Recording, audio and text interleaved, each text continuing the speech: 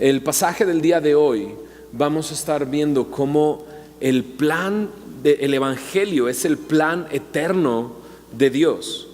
El Evangelio es el plan eterno de Dios. Y la semana pasada vimos cómo el Evangelio es este poder de Dios. Y Lalo estuvo por acá con nosotros compartiéndonos un poco acerca de cómo Pablo llegó a esta iglesia, no con sabiduría humana, no con retórica, no con palabras, sino con mucho temor y temblor y confiando en el Evangelio, que es poder de Dios para salvación a todo aquel que cree. El día de hoy vamos a ver estos 4 versículos del capítulo 2 de Primera de Corintios, así es que yo quisiera leerlo y después orar y pedirle a Dios que Él se revele a nuestras vidas este día. Al final de la enseñanza vamos a tener un tiempo para adorar a Dios, así es que el tiempo de enseñanza también pretende eso, que nosotros podamos responder después de lo que Dios nos revele, a adorarle, a cantarle, a venir a Él, a decirle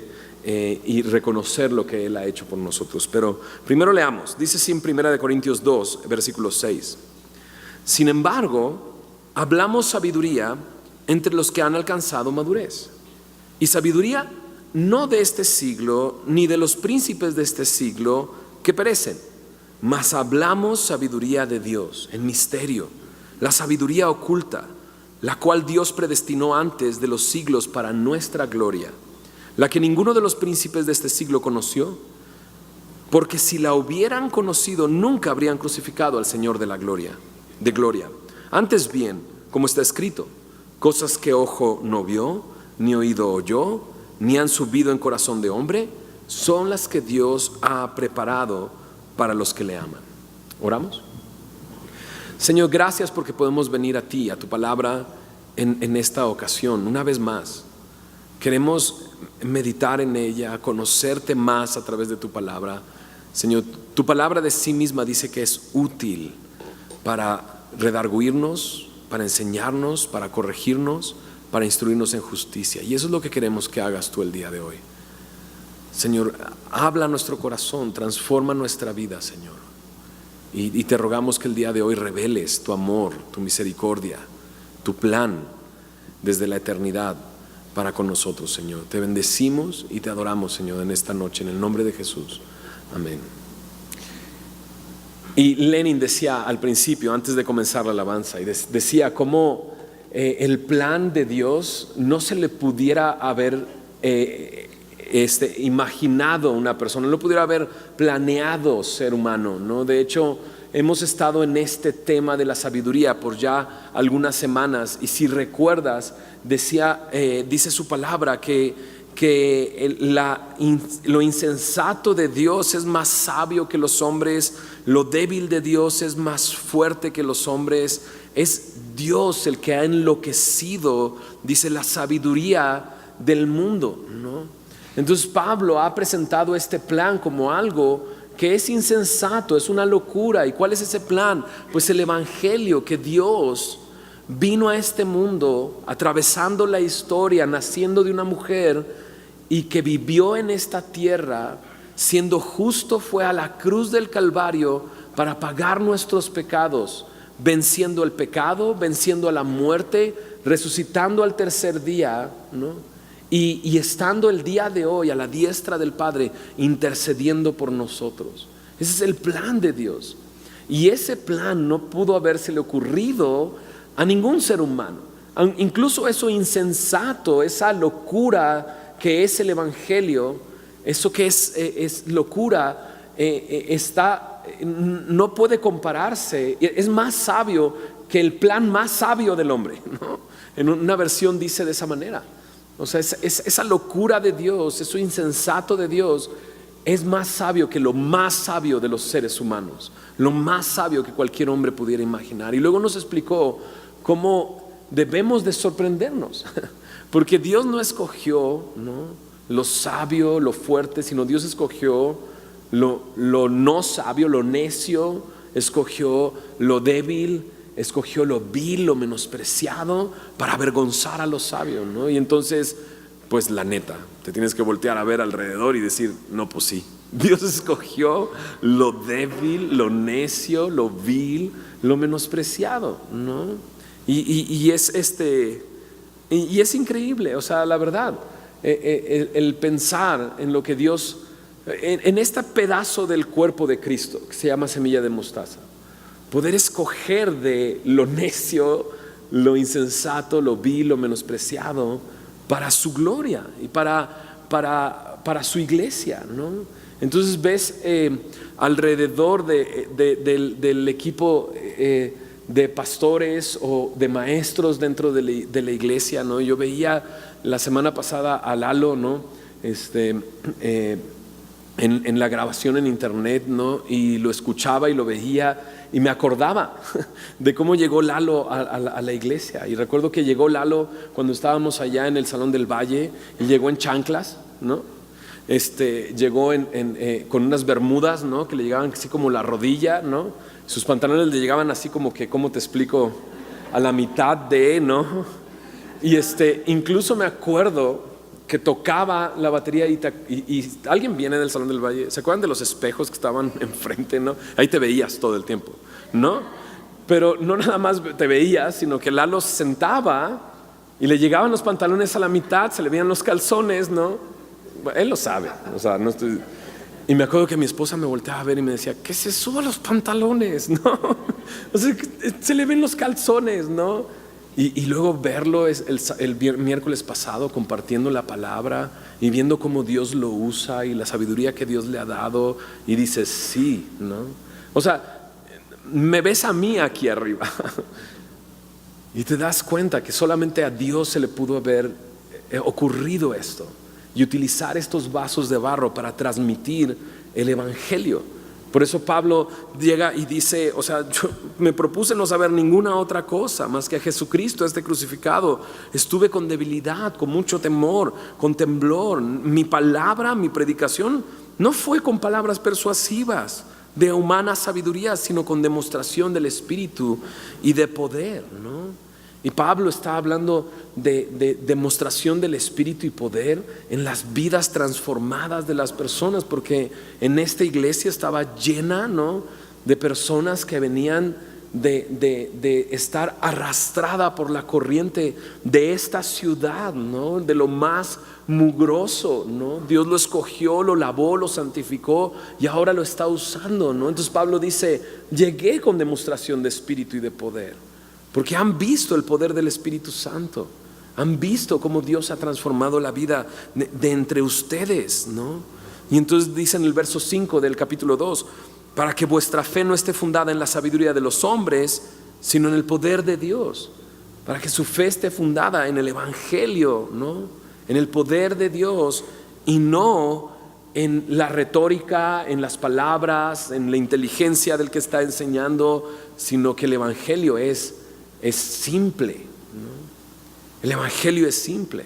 Warren Wiersbe dice en su comentario que el evangelio es simple, al decir que el evangelio es simple, es verdad, pero no es verdad. O sea, sí es verdad, pero tampoco es verdad, ¿no? Y él explica y dice, sí es tan simple como para cualquier pagano ignorante, ¿no?, pueda entenderlo y entregar su vida a Cristo.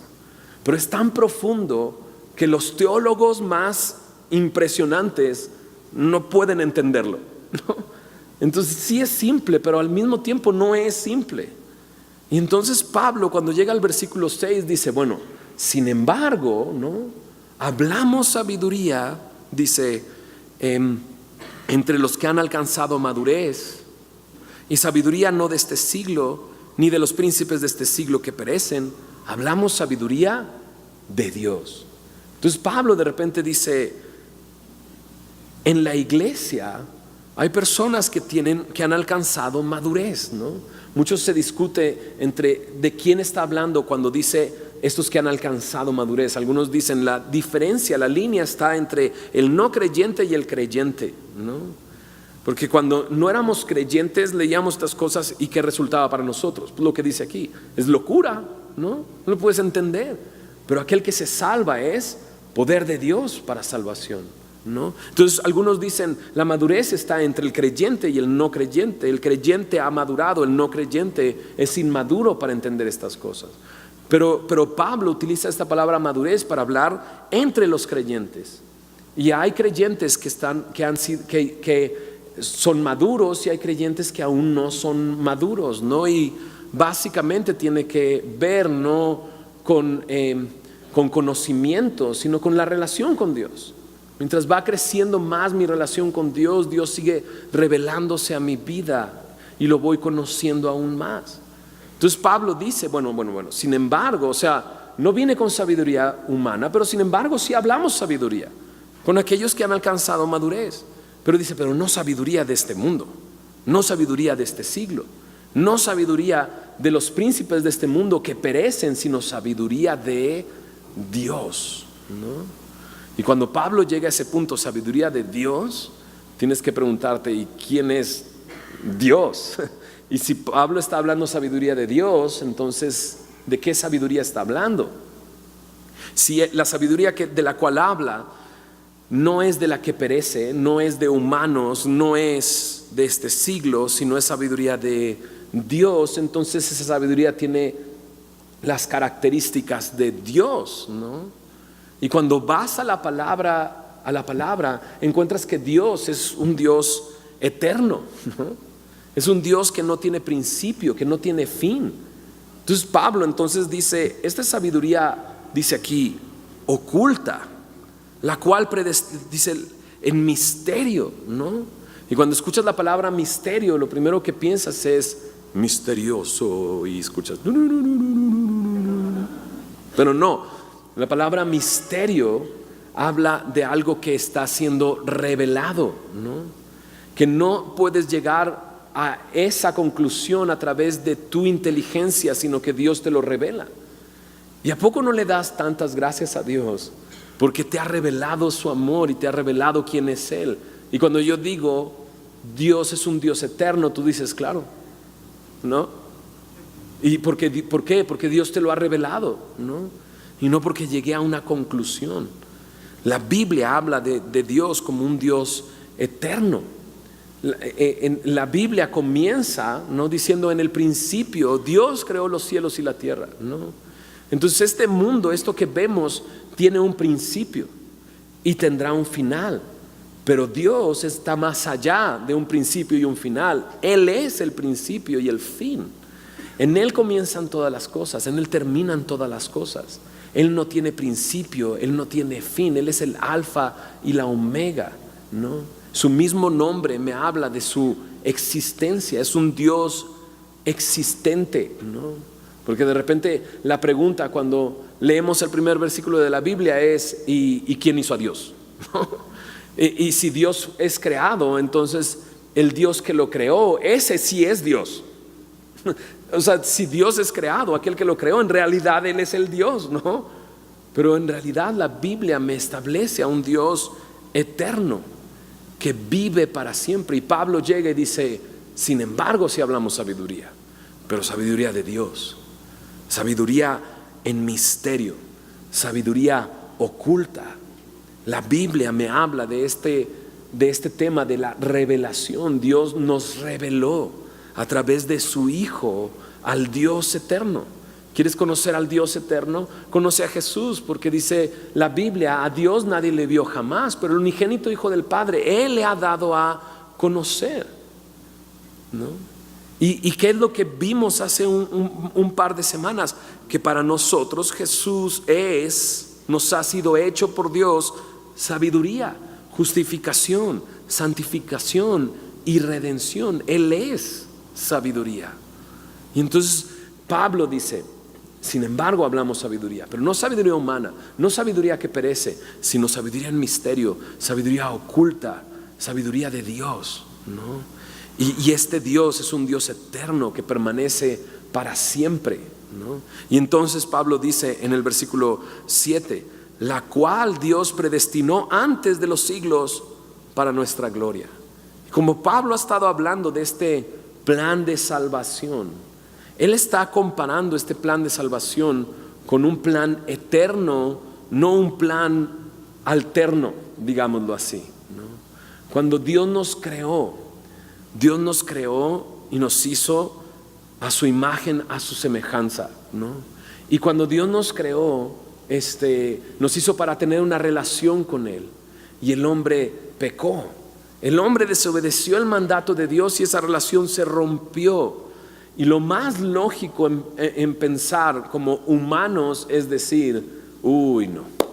Dios nos creó para estar con Él para siempre y ahí vamos a meter la pata, ¿no? Entonces Dios lo tiene que arreglar de alguna manera, ¿no?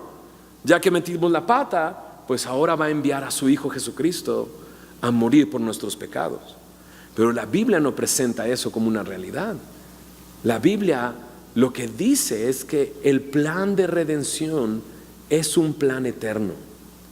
Antes de la creación, aquí lo dice, la cual Dios predestinó antes de los siglos. Antes de la creación, Dios había predestinado a hacer algo. Ahora esto es interesante, porque Dios el Padre envió al Hijo. El Hijo vino a hacer la voluntad del Padre. El Espíritu Santo vino y se posó sobre Él y se permaneció en Él durante todo su ministerio, ¿no? Y la Biblia me presenta un Dios así, un Dios en tres personas. Un Dios que en las tres personas es eterno. Jesús dice, Él es el mismo ayer, hoy y por los siglos. El Espíritu Santo lo vemos antes de la creación, flotando por la superficie del agua, cuando aún todo era sin forma, ¿no? Cuando todo era vacío. Y Dios, el Dios Padre, ahí está hablando, ¿no? Y creando todas las cosas. Entonces, al pensar en que Dios es un Dios eterno, al pensar que Dios es en tres personas y en tres personas existe por la eternidad, y ves a Dios diciendo, hagamos al hombre a nuestra imagen y a nuestra semejanza, ¿no? Recuerdo una vez que el pastor Jaime decía que la primera vez aún no era creyente, le regalaron una Biblia, comenzó a leerla y leyó, hagamos al hombre a nuestra imagen y nuestra semejanza, y dice que siendo joven él, ¿no? Un niño, leyó eso y dijo, ¿y con quién está hablando? O sea, ¿cómo que hagamos? ¿Por qué la Biblia utiliza la primera persona del plural, ¿no? Y entonces tú te metes a la palabra y entiendes. Es que Dios existe en tres personas desde la eternidad, y en tres personas y armaron el plan de redención antes de crearnos. La Biblia presenta eso como una realidad, que Dios es un Dios eterno, que eternamente existe en tres personas, pero que su plan de antemano también es eterno. No fue un accidente, sino fue una cita lo que sucedió con Jesús en la cruz del Calvario. No fue un accidente, no fue todo se vino abajo y mira cómo están tratando a mi hijo, sino era un plan, algo que ya estaba destinado, ¿no? Entonces cuando Pablo dice, hablamos sabiduría, no humana, sino sabiduría de Dios, en misterio, oculta, predestinada desde antes de los siglos, para nuestra gloria, ¿no? Y entonces me habla de este plan maravilloso de redención antes de la creación. Mira, acompáñame y veamos un par de versículos alrededor de este tema, como el plan del Evangelio. El Evangelio es un plan eterno de Dios. En Hechos, acompáñame a Hechos capítulo 2. Hechos capítulo 2, Pedro está predicando. Es el primer sermón de Pedro, ¿no? Pero este es el Pedro lleno del Espíritu Santo, no el Pedro atrabancado que hablaba y decía cosas, sino un Pedro lleno del Espíritu Santo que cita la Escritura, que habla de la Escritura y que va llevando a las personas para presentar a Jesús, ¿no? Y en Hechos capítulo 2, versículo 22, ¿no? Después de explicar lo que ellos estaban viendo, comienza este párrafo diciendo, varones israelitas, oíd estas palabras, Jesús Nazareno, varón aprobado por Dios entre vosotros, con las maravillas, prodigios y señales que Dios hizo entre vosotros por medio de él, como vosotros mismos sabéis.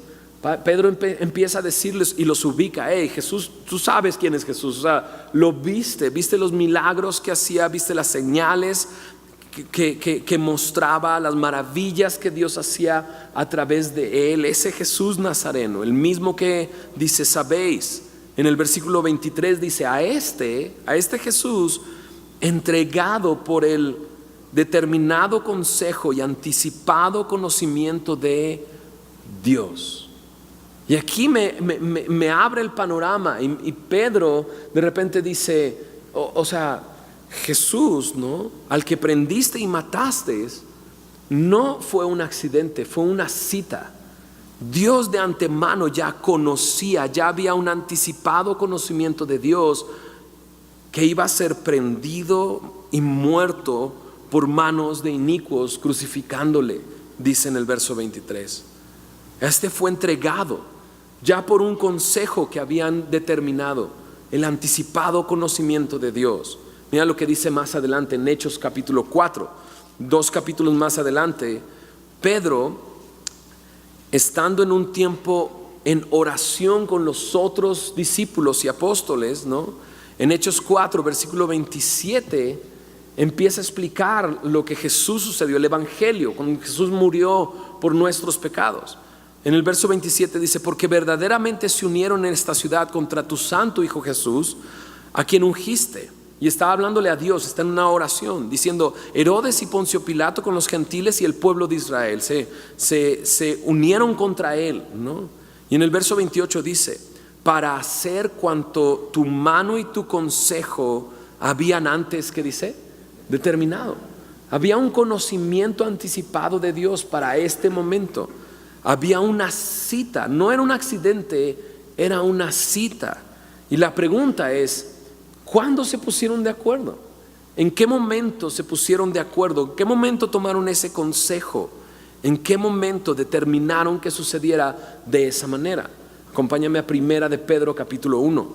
En Primera de Pedro capítulo 1 versículo 18 al 20 aparece ese momento y nos sitúa en un momento del tiempo en el que este consejo, este conocimiento anticipado, ¿no?, esta determinación de hacer una cita, no en un accidente, sino una cita, ¿cuándo sucedió? En Primera de Pedro 1 versículo 18 dice: sabiendo que fuiste rescatados de vuestra vana manera de vivir, la cual recibiste de vuestros padres, no con cosas corruptibles como oro o plata, ¿no?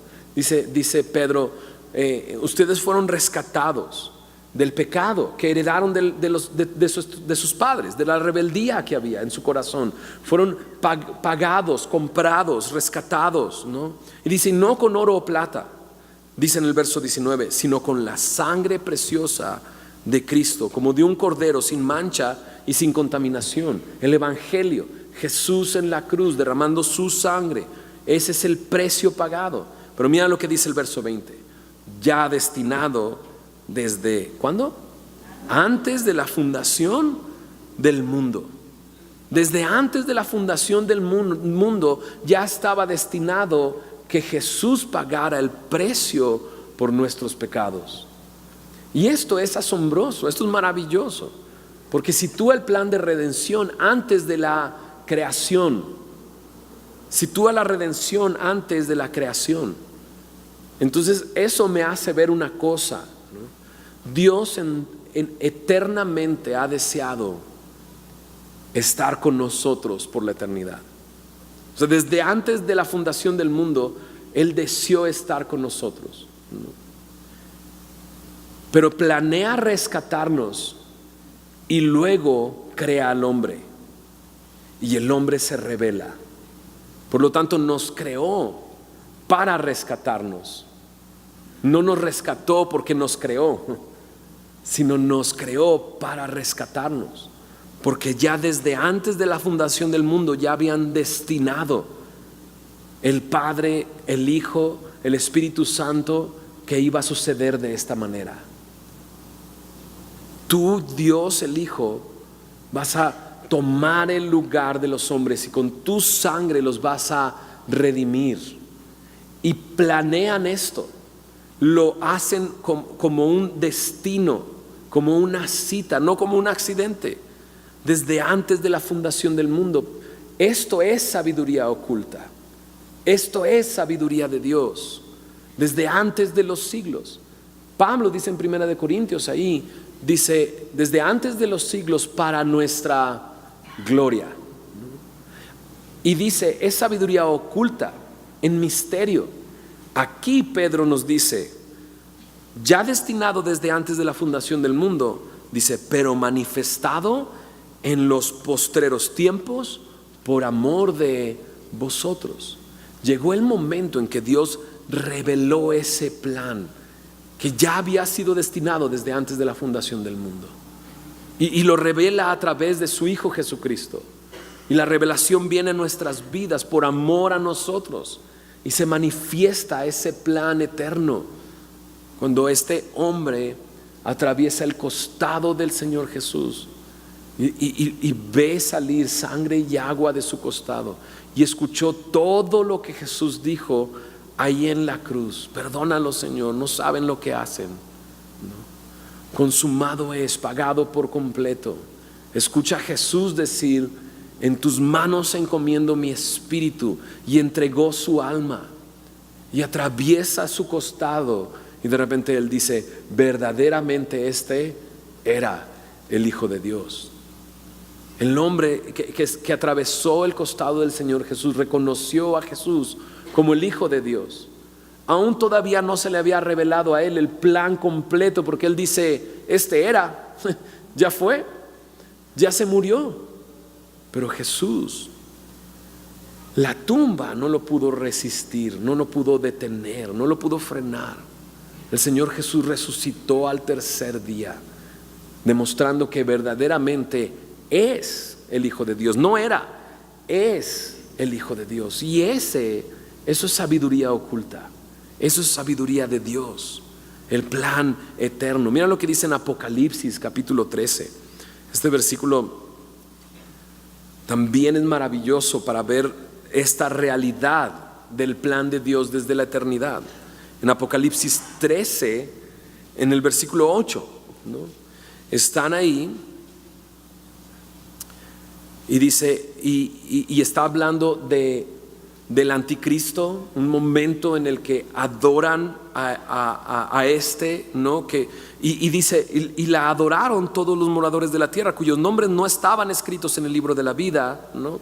Pero mira este libro de la vida, dice, el libro de la vida del Cordero que fue, ¿qué dice? Inmolado desde el principio del mundo.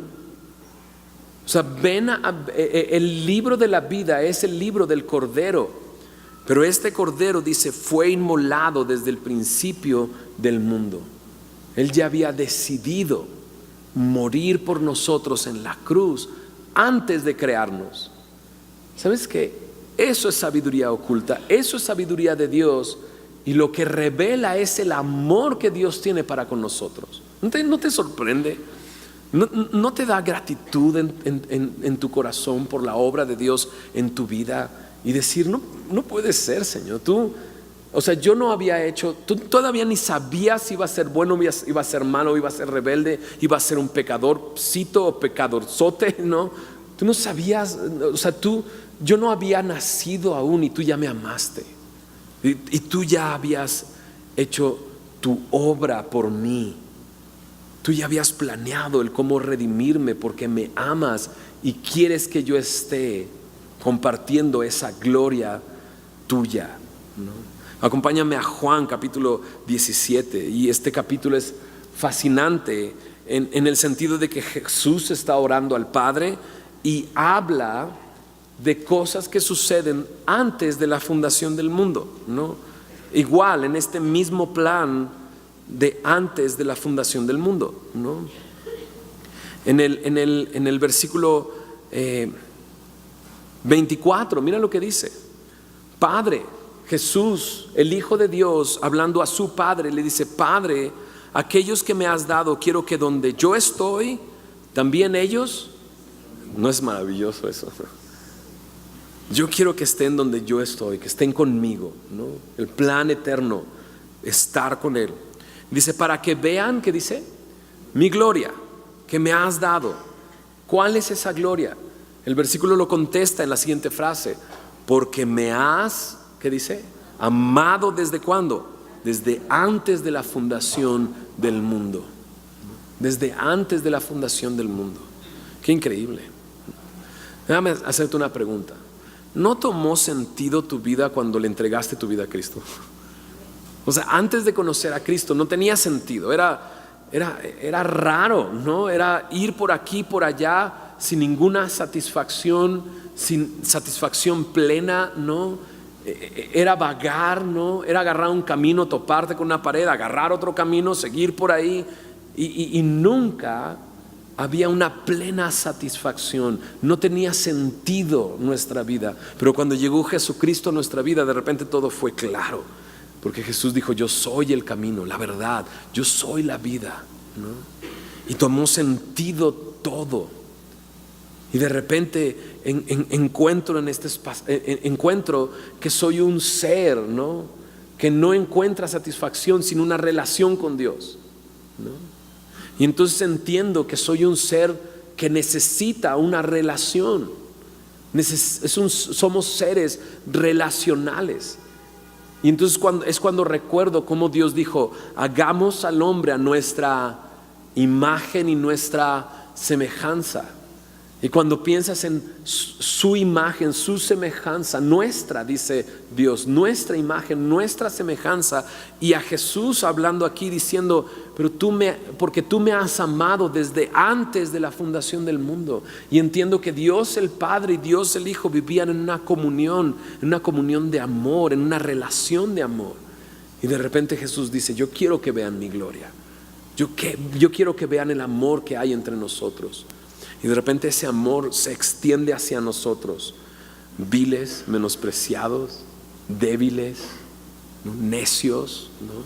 Y Él nos escoge y dices: esto se le tuvo que haber ocurrido a Dios. Esto no se le pudo haber ocurrido a alguien más.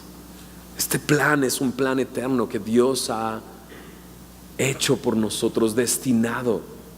Llegó el momento de cumplirlo y Dios lo trajo a nuestras vidas.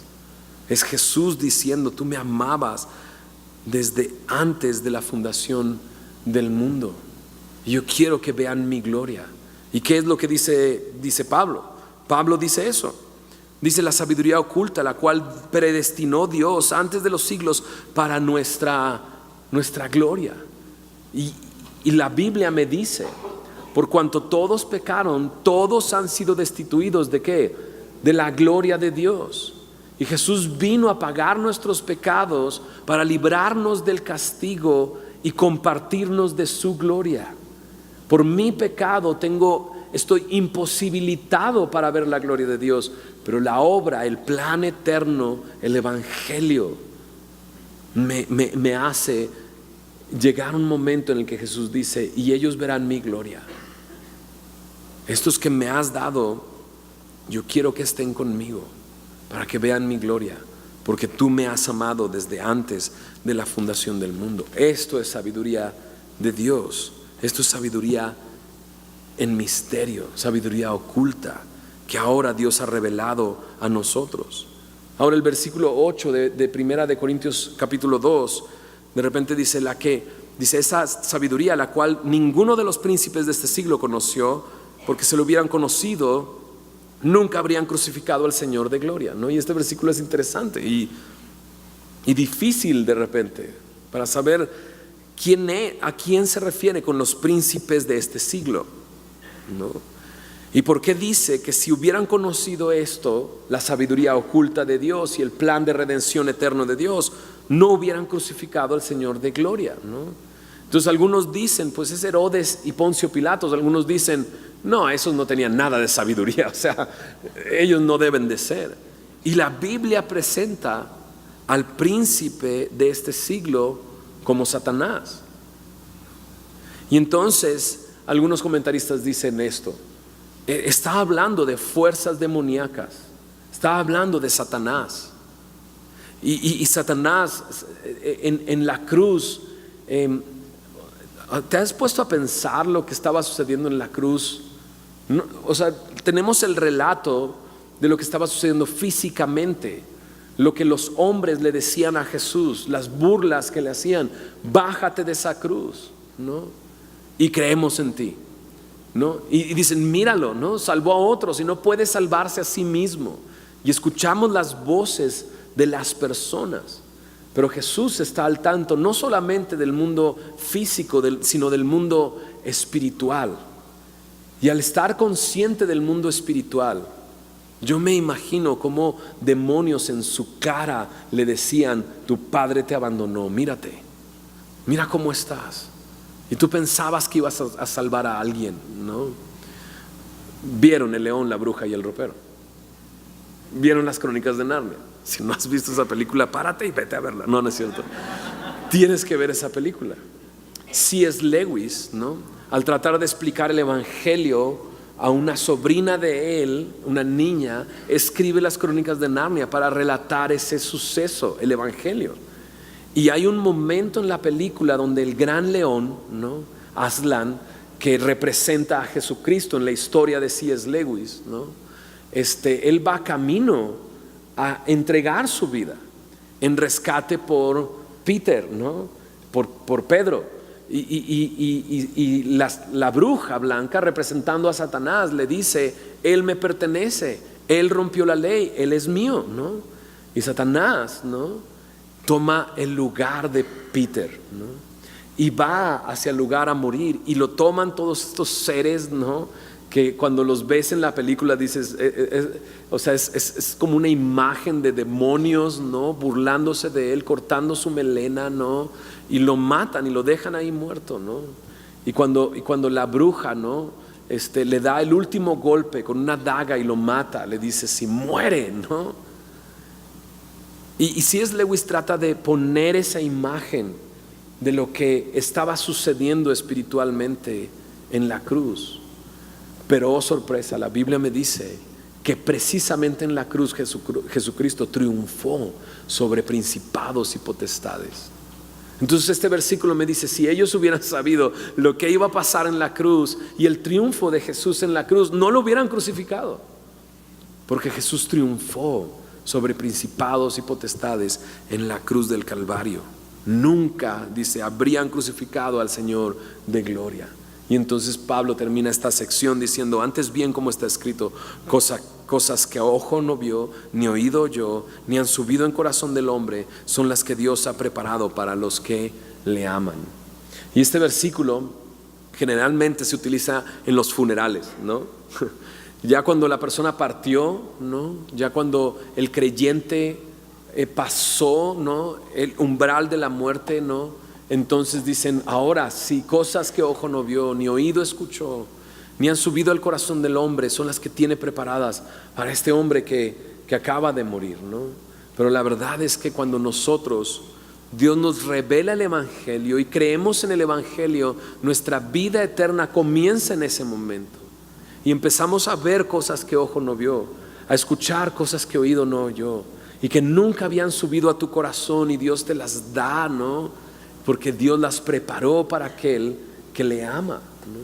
Y entonces cuando tú ves esto y lees esto y escuchas el plan de Dios de redención eterno, que ya me amaba, ¿no?, desde antes de la fundación del mundo, ¿no?, y dices: ok, esto es cosa que ojo no vio, esto es cosas que oído no escuchó, esto es sabiduría de Dios, sabiduría oculta que Dios me ha revelado porque me ama. Acompáñame a Efesios capítulo 1. Y con esto yo quisiera terminar, y que tomáramos un tiempo para orar, ¿no?, para adorar a Dios, para decirle: Señor, gracias por tu evangelio y por la oportunidad que me has dado de recibir este evangelio y creer en él. Entonces Pablo en 1 Corintios capítulo 2 me dice que esta sabiduría oculta, ¿no?, destinada desde antes de la fundación del mundo para nuestra, dice, gloria. Y en Efesios capítulo 1 me narra lo que Dios el Padre, Dios el Hijo y Dios el Espíritu Santo hicieron y con qué propósito lo hicieron. Y yo quisiera leerlo. Mira lo que dice en el versículo 3, Efesios 1:3. Bendito sea el Padre, el Dios y Padre de nuestro Señor Jesucristo, que nos bendijo con toda bendición espiritual en lugares celestiales en Cristo. El verso 4, mira lo que dice: según nos escogió en Él, ¿cuándo? Antes de la fundación del mundo. Antes de la fundación del mundo Él nos escogió. Eso es lo que la Biblia enseña. Para que fuésemos, dice, santos y sin mancha delante de Él, en amor, habiéndonos predestinado para ser adoptados hijos suyos por medio de Jesucristo, según el puro afecto de su voluntad. Lees esto y lees lo que Dios ha hecho, Dios el Padre ha hecho, y dices: ¿cómo crees?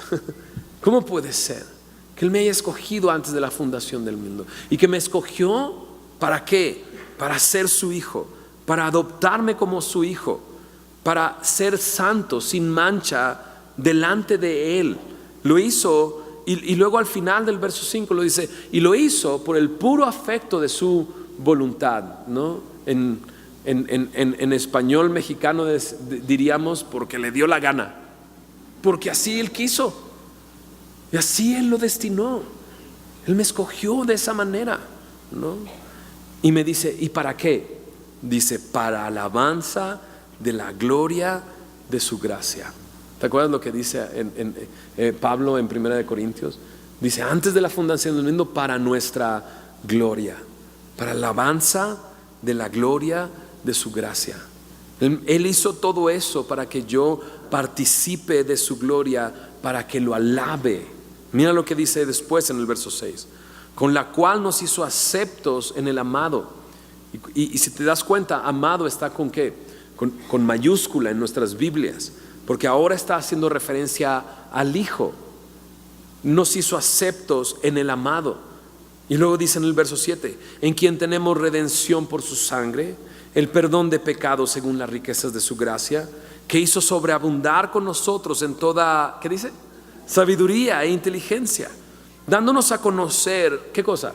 El misterio de su voluntad, según su beneplácito, el cual se había propuesto en sí mismo de reunir todas las cosas ¿en quién? En Cristo, en la dispensación del cumplimiento de los tiempos, así las que están en los cielos como las que están en la tierra. De Jesús tenemos la redención, de Jesús tenemos el perdón de pecados, pero es Jesús también el que nos ha dado a conocer este misterio de su voluntad. ¿Cuál es ese misterio de su voluntad? Reunir todas las cosas en Cristo. Y ahora te imaginas el plan eterno de Dios, y Dios planeando, Dios el Padre y Dios el Hijo planeando el cómo nos va a redimir para reunirnos con Él y estar con Él para la eternidad. Y recuerdas a Jesús diciendo, ¿no? Para que estos que me has dado, ¿no? Te pido que donde yo esté, ellos estén ahí también conmigo. Reunir todas las cosas en Cristo. Y me dice: ¿para qué? Me dice en el versículo 12: a fin de que seamos, ¿qué cosa? Para alabanza de su gloria. Nos rescató para alabarnos, nos redimió, nos perdonó y nos mostró este misterio, nos reveló este misterio para alabarle. En el verso 13 dice: en Él también, habiendo oído la palabra de verdad, el evangelio de vuestra salvación, y habiendo creído en Él. Aquí ya me está hablando de lo que ha sucedido en nuestras vidas. Hemos creído en Él, hemos recibido el evangelio. Fuisteis sellados ¿con quién? Con el Espíritu Santo de la promesa, que es las arras de nuestra herencia hasta la redención de la posesión adquirida. Cuando nosotros creemos en el Señor Jesús, creemos en este plan eterno, en el evangelio, ¿no? Dice su palabra que somos sellados con su Espíritu. El Espíritu Santo viene a vivir en nosotros, nos sella con un sello de pertenencia. Ahora Él me pertenece, ¿no? Y no solamente eso, sino me dice: el Espíritu Santo son las arras de nuestra herencia. Es como lo que se le conoce como la garantía. Él ya me compró. ¿Y cuál es la garantía de que me compró? Su Espíritu Santo en mí, el sello de su Espíritu en mí. Esas son las arras de que sabemos que Él un día nos va a redimir por completo para estar con Él por la eternidad. Y todo esto también lo hizo al final del verso 14. ¿Para qué? para alabanza ¿de qué? De su gloria. Él hizo todo eso para que le alabáramos.